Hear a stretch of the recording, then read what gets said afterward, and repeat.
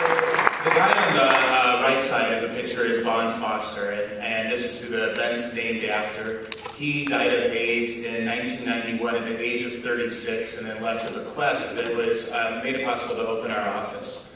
Last year, if you were here, his entire family joined us. It was our 20th anniversary, and they were so happy to see the work that was being done in his name. But what was really interesting for our staff was the next day.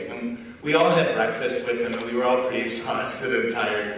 And we just sort of organically, everyone in the office began talking about the work we were doing, and they talked about sort of funny Bond stories that we had never heard before. The best one, and the only one I'm going to share, because it's the only appropriate one, is that he was a Girl Scout.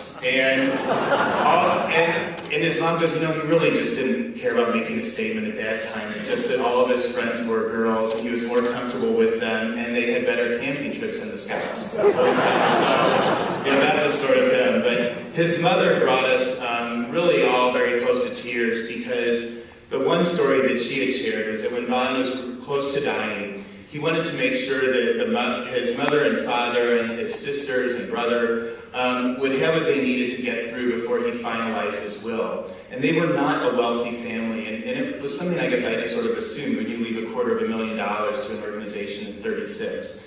But it was everything he had. And his parents assured him, like, we want you to do what you need to do, and that we will be fine. And so that's what he did. He took everything he had, and he left it to Lambda Legal. And the reason his family said was because 24 years ago, he had this feeling that Lambda Legal had the best shot of carrying out his vision of what the world was supposed to be for him. And so he saw this incredible potential, and at the time, we were really just beginning to move. We didn't have the strong leadership. We had gone almost 2 years, I believe, without an executive director. It made us really all feel sort of connected to Bon in a very different way. He didn't make small plans. You know, the family would describe him as very serious and driven, and yet he joked a lot and played a lot of practical jokes and didn't take himself seriously as he did the work. Our next speaker, the very first decision he had to make when he began was to decide what to do with Bon's gift, and would he see it through, and could he make it a reality? And it is the very first thing he did, and he did it with quite a flair, I would argue.